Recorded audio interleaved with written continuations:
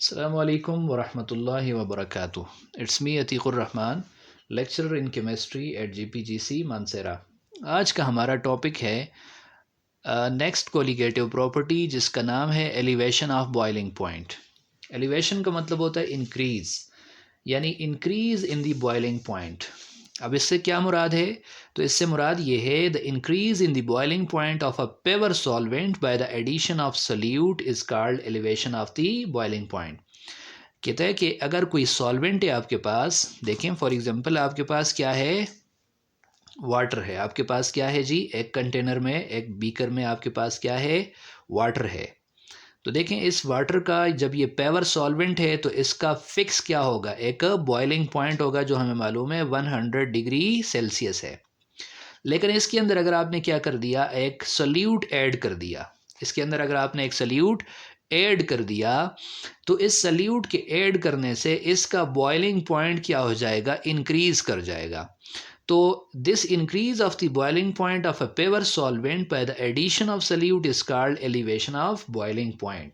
इसको क्या कहा जाएगा, elevation of the boiling point कहा जाएगा। देखें पहली बात यह है कि एक सॉल्वेंट जो है या एक लिक्विड जो है वो बॉयल कब करता है, वो बॉयल कब करता है, यानी उसका बॉइलिंग पॉइंट कब आता है।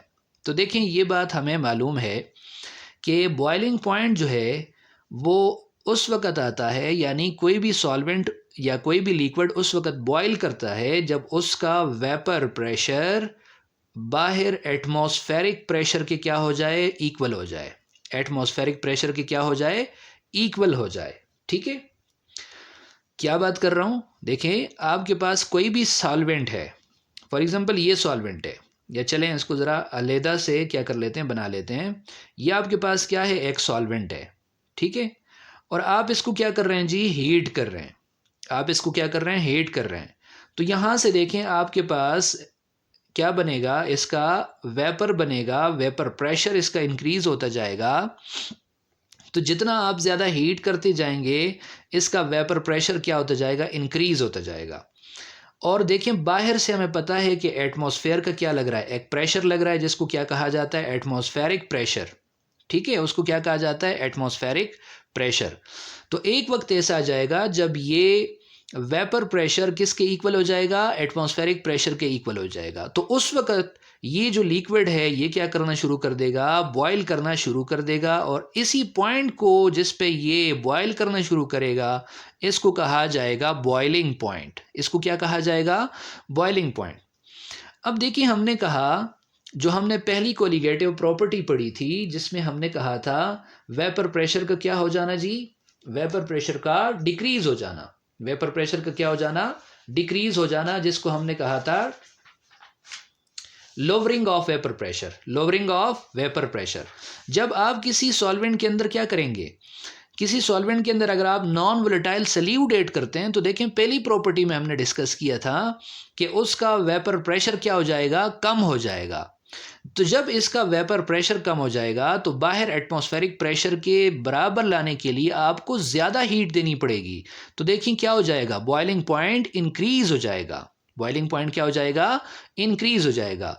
और इस increase in the boiling point को कहा जाता है क्या, एलिवेशन ऑफ बॉइलिंग पॉइंट। देखें बात को समझें, जब पेवर सॉल्वेंट है तो उसका वेपर प्रेशर एटमॉस्फेरिक प्रेशर के जल्दी इक्वल होगा, जल्दी इक्वल होकर क्या शुरू हो जाएगी, बॉइलिंग शुरू हो जाएगी।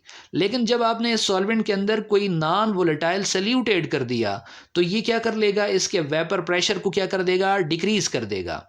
अब जितना ये डिक्रीज आएगी इसके अंदर तो उतना ये लेट क्या होगा, उतना ये लेट बाहर एटमॉस्फेरिक प्रेशर के इक्वल होगा। ज़्यादा टाइम लेगा क्या करने में, बाहर उसको इक्वल करने में। ठीक है, एटमॉस्फेरिक प्रेशर को बाहर एटमॉस्फेरिक प्रेशर, ये वेपर प्रेशर को बाहर एटमॉस्फेरिक प्रेशर के इक्वल होने में ज़्यादा टाइम लगेगा। तो बॉइलिंग पॉइंट क्या हो जाएगा जी, इंक्रीज हो जाएगा या एलिवेट कर जाएगा। इसको क्या कहा जाता है, elevation of the boiling point. देखिए इसको एक ग्राफ की शक्ल में क्या किया हुआ है, यहाँ पे शो किया हुआ है।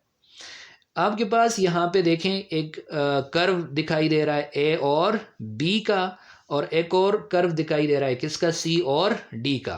अब ये अलग अलग दो कर्व जो हैं ये किसको जाहिर कर रहे हैं, तो ये जो पहला कर्व है कौन सा वाला, ए और बी वाला, ए और बी का जो कर्व है ये किसके लिए है? ये पेवर सॉल्वेंट के लिए है। किसके लिए है? पेवर सॉल्वेंट के लिए। अब देखिए जो पेवर सॉल्वेंट है यहाँ पे आप देखें वाई एक्सिस पे क्या शो किया हुआ है? Vapour pressure. तो जो पेवर सॉल्वेंट है उसका वेपर प्रेशर हाई होता है, और जो नीचे सी और डी का जो कर्व है ये किसके लिए है? ये सोल्यूशन के लिए है। ये किसके लिए है? सोल्यूशन के लिए। तो देखिए उसका कर्व जो है वो नीचे शो किया हुआ है, इसका मतलब उसका वेपर प्रेशर क्या होगा? कम होगा। उसका वेपर प्रेशर क्या होगा? कम होगा। उसकी वजह क्या है? उसकी वजह ये है कि जब आप सल्यूट ऐड कर देते हैं तो उसका वेपर प्रेशर क्या हो जाता है? कम।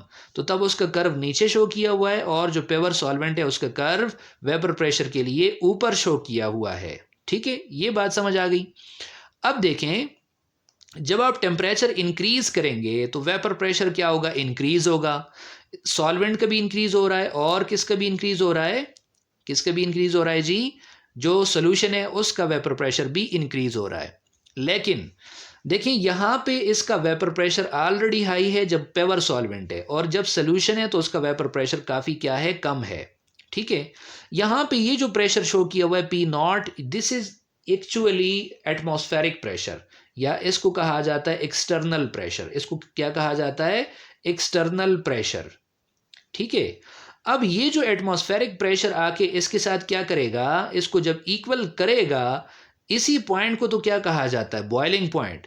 देखें ये वेपर प्रेशर है, वेपर प्रेशर इंक्रीज होगा टेम्परेचर को इंक्रीज करने से, और जब ये वेपर प्रेशर बाहर एक्सटर्नल प्रेशर यानी एटमॉस्फेरिक प्रेशर के इक्वल हो जाएगा, तो तब ये पॉइंट आएगा कौन सा? टेम्परेचर का T1। इसको हमने कह दिया दिस इज T1, और T1 क्या है? This is boiling point of the pure solvent. Pure solvent. ठीक है, दूसरा कर्व देखें, ये वेपर प्रेशर कर्व है किसका? सॉल्यूशन का। तो जब आप इसके लिए भी टेम्परेचर इंक्रीज करेंगे तो इसका वेपर प्रेशर भी इंक्रीज होगा, और इसी पॉइंट यानी एक्सटर्नल प्रेशर के इक्वल होते ही इसकी भी क्या शुरू हो जाएगी? बॉइलिंग। लेकिन इसकी बॉइलिंग के लिए देखें टेम्परेचर ज्यादा चाहिए होगा, और ये रिलेट कर रहा है कौन से टेम्परेचर पे? T2 पे। ठीक है, तो यहां से देखें आगे की तरफ जब आप आ रहे हैं तो टेम्परेचर इंक्रीज हो रहा है, तो पेवर सॉल्वेंट के लिए T1 के ऊपर बॉइलिंग स्टार्ट होगी, और जो सोल्यूशन है उसके लिए T2 पे स्टार्ट होगी, और ये सामने नजर आ रहा है कि T2 is greater than T1। T2 is greater than T1, और T2 minus T1, T2 minus T1, this is equal to delta T। ये जो चेंज आई है, ये जो डिफरेंस आया है दोनों के दरमियान, ये जो इंक्रीज हुआ है टेम्परेचर किसके लिए? सॉल्यूशन के लिए, बॉइलिंग टेम्परेचर, इसी को क्या कहा जाता है? Elevation of the boiling point. इसको क्या कहा जाता है? Elevation of the boiling point. अब देखें इसी को जब टेम्परेचर के डिफरेंस को जब elevation of the boiling point कहा जाता है, तो इसको हमने रिप्रेजेंट किया डेल्टा T से। डेल्टा T जो है वो तो चेंज इन टेम्परेचर है, और B यहाँ पे बॉइलिंग को शो कर रहा है। ये किसके इक्वल होगा? T2 माइनस T1, क्योंकि T2 की वैल्यू क्या है? हाई है, तो हाई की वैल्यू, हायर वैल्यू से आप लोअर वैल्यू को क्या करते हैं? माइनस करते हैं, तब आपके पास डिफरेंस आता है। ठीक है, अगली बात ये करता है कि ये जो elevation of the boiling point है, elevation of the boiling point है, ये असल में डायरेक्टली प्रोपोर्शनल है किसके? मोलैलिटी ऑफ द सॉल्यूशन के। मोलैलिटी क्या है ये हम पहले डिस्कस कर चुके हैं। ठीक है, अब यहाँ पे delta T B is equal to, आप एक क्या लगाएंगे? कांस्टेंट लगाएंगे। क्या लगाएंगे जी? एक कांस्टेंट। क्या लगाएंगे? एक कांस्टेंट लगाएंगे जिसका नाम है के बी। ठीक है, इनटू एम, ये मोलैलिटी अपनी जगह पे। दिस के बी इज कॉल्ड, इसका एक खास नाम है, उसको कहा जाता है एबलियोस्कोपिक कांस्टेंट। क्या कहा जाता है इसको? एबलियोस्कोपिक कांस्टेंट। एबलियोस्कोपिक कांस्टेंट। ठीक है, एबलियोस्कोपिक कांस्टेंट। ठीक है, अब कहता है कि जब क्या हो जी, ये m जो हो, मोलैलिटी जो हो, ये किसके इक्वल हो? अगर 1 के इक्वल हो, अगर ये किसके इक्वल हो? 1 के इक्वल हो, देन इस वक्त क्या हो जाएगा? ये जो elevation in the boiling point है ये किसके इक्वल हो जाएगा? एबलियोस्कोपिक कांस्टेंट के इक्वल हो जाएगा। ठीक है, अब ये बता रहा है कि मोलैलिटी जो है वो क्या चीज़ है। तो देखिए मोलैलिटी हमने पढ़ी हुई है, molality is equal to mass of the solute divided by molar mass of the solute into 1/mass of the solvent in kg। बल्कि शॉर्ट अगर आप वो करें तो हमने मोलैलिटी को पढ़ा था number of moles of solute पर केजी ऑफ द सॉल्वेंट। ठीक है, तो आप इसको क्या भी कर सकते हैं, थोड़ा सा इस अंदाज में लिख सकते हैं।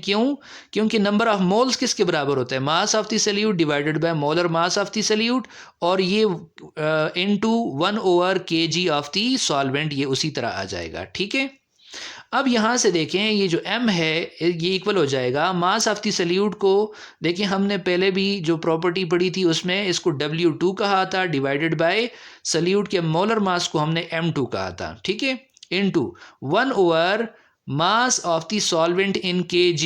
जब आप kg में लेते हो तो क्या कर लोगे, W1 डिवाइडेड बाय 1000 कर लेंगे, क्योंकि 1000 जो है ये किस में कन्वर्ट कर देगा, इसको ग्राम में कन्वर्ट कर देगा। जब kg की बातें हो रही हों तो आप W1 कर लें डिवाइडेड बाय 1000 कर लें, तो इसका मतलब क्या हो जाएगा कि आपने जो weight of the solution solvent है या मास ऑफ द सॉल्वेंट है उसको आपने किस में ले लिया, उसको आपने ग्राम्स के अंदर ले लिया। ठीक है, अब ये 1000 जब ऊपर आएगा तो वो इसके साथ क्या हो जाएगा, मल्टीप्लाई। 1000 आके ऊपर इसके साथ क्या हो जाएगा, मल्टीप्लाई। तो 1000 into W2 divided by M2 into W1। Now putting the value of m in equation number 1। अब ये तो m की वैल्यू आ गई, मोलैलिटी की वैल्यू आ गई। ठीक है, अब इस मोलैलिटी की वैल्यू को कहता है कि आप उठा के इक्वेशन नंबर 1 में पुट कर लें। तो इक्वेशन नंबर 1 ये है, delta TB is equal to KB into M। ठीक है, इसके अंदर m की वैल्यू पुट करें तो आपके पास क्या आ जाएगा, delta TB is equal to KB into 1000 into W2 divided by M2 into W1। ठीक है, जबकि M2 किसके इक्वल हो जाएगा, KB is into 1000 W2 divided by क्या हो जाएगा, डेल्टा TB इंटू W1। ये कैसे हुआ, ये इस इक्वेशन को आपने रीअरेंज कर दिया। देखें M2 को इस तरफ ले आएं और डेल्टा TB को इस तरफ ले आएं तो ये इक्वेशन सामने आ जाएगी। यहाँ से M2 जो है ये किसके इक्वल हो जाएगा, KB divided by delta TB into W2 divided by W1 into 1000। ये क्या है, ये फाइनल इक्वेशन है किसके लिए, कि इससे आप क्या कर सकते हैं, आप M2 फाइंड कर सकते हैं। M2 क्या है, molar mass of the salute है। तो कौन सा सल्यूट आपने यूज़ किया था जिसकी वजह से क्या हुई, elevation of the boiling point हुई। तो आप अंदाज़ा लगा सकते हो, आप पता कर सकते हो कि जो सॉल्यूट आपने ऐड किया था जिसकी वजह से elevation of the boiling point हुई है वो कौन सा सल्यूट है, उसका मोलर मास क्या है। तो आप इस इक्वेशन से क्या कर सकते हैं, फाइंड आउट कर सकते हैं। ठीक है।